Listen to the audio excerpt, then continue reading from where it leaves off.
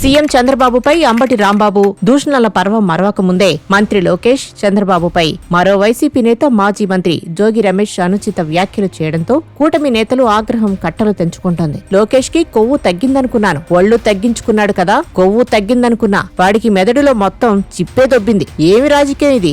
దేవుళ్లని గుడులను అన్నిటినీ అపవిత్రం చేశారు. ఈ రోజున కల్తీ తెలుగుదేశం పార్టీకి కల్తీ అధ్యక్షుడు చంద్రబాబు నాయుడిని అడుగుతూ ఉన్నా. లడ్డూ కల్తీ అన్నావు, పరకామణి కేసు అన్నావు, లేకపోతే నా మీద పెట్టిన కల్తీ మద్యం కేసు అన్నావు. రా బాబు లోకేష్, రారా బాబు చంద్రబాబు అని పిలిచా. సిబిఐ ఎంక్వైరీ చేద్దామన్నాను. నార్కో అనాలిసిస్ టెస్ట్ చేయమని అడిగా. తిరుమల గుడికి వస్తా, మీ ఇంటికి కూడా వస్తానన్నాను. చంద్రబాబుని ఆయన కొడుకు లోకేష్ ని అడుగుతా ఉన్నా. ఇంతకంటే మీరేం చేయగలరు? నన్ను నా గొంతు నక్కేయగలరా? వైసీపీ జెండాను నా నుంచి దూరం చేయగలరా? జగన్మోహన్ రెడ్డిని మళ్లీ సీఎం ని చేసే వరకు కూడా ఈ పోరాటం ఆగదు. సంవత్సరంలోనే మీపై ప్రజలకి ఏహ్యభావం కలిగింది. మీరంటే అబద్ధాలు, మోసాలు, కల్తీ అని చెప్పి తెలిసిపోయింది. దోచుకోవడం, దాచుకోవడం.